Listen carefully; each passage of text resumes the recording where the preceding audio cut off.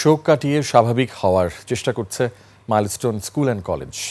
ক্লাসে শিক্ষার্থীদের ফেরাতে চান অভিভাবক আর শিক্ষকরা। শিক্ষার্থীদের মনোবল জোগাতে খোলা হয়েছে ট্রমা সেন্টার। শনিবার থেকেই ক্যাম্পাসে আসছেন শিক্ষার্থীরা।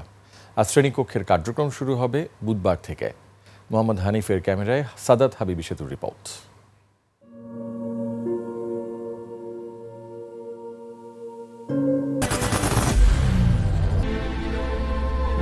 I am Ox.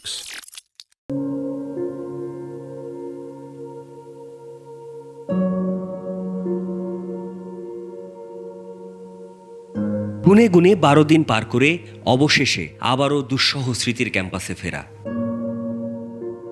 ক্লাসরুমের উদ্দেশ্যে উত্তরা দিয়াবাড়ির মাইলস্টোন ক্যাম্পাসের শিক্ষার্থীরা তাহমিদ, সাদমান, আরাফাত। নবম শ্রেণীর এই 3 সহপাঠীর মন জুড়ে 21 জুলাই রোববার দুপুর 1টা। আমাদের আইসিডি এক্সাম ছিল, আমরা আগে বাসায় চলে আসছি, পরে এই কাহিনীটা দেখলাম, খারাপ লাগছে আসলে খুবই জিনিসটা। দেখা প্রত্যেক বছর লাগে স্টুডেন্ট এখানে ঘুরতে টুরতে, যে অবস্থা শয়তান ট্রমাটাইজ ভয়টা পাচ্ছে, দোয়া করবো আর কিছু করতে।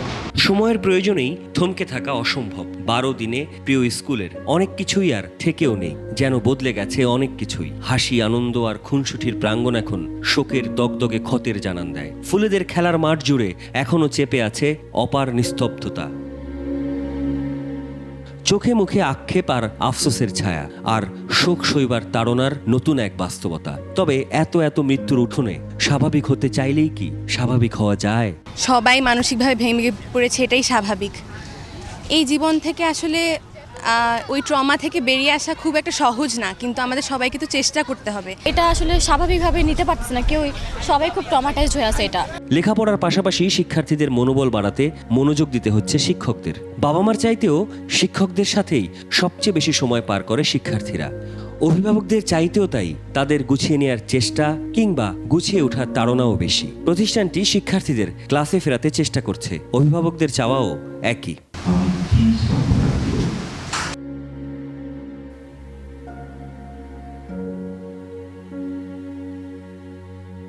শনিবার থেকেই মাইলস্টোন ক্যাম্পাসে নিহত আর হাসপাতালে থাকা আহতদের জন্য এমন দোয়া মাহফিল হচ্ছে ধাপে ধাপে। সংবাদ শিরোনাম হবার পর থেকেই মাইলস্টোনের ট্র্যাজেডি ঘিরে মরদেহের সংখ্যা নিয়ে নানান ভুল আর অসত্যের ছড়াছড়ি। তাই শিক্ষার্থীদের কাছে তুলে ধরা হচ্ছে সবকিছু। একটা ছোট মেয়ে বলছে যে এটার অনুমোদন নাই, তা মিথ্যা কথা। এটার অনুমোদন আছে এবং সরকার আমাদেরকে এখানে জমি দিয়েছে।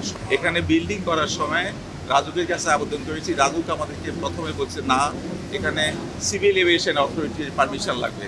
আমরা সিভিল এভিয়েশন অথরিটির পারমিশন নিয়েছি। ক্লাসটা আসলে শুরু হবে মেইনলি মঙ্গলবার আমাদের 5 তারিখের পরে, 6 তারিখ থেকে।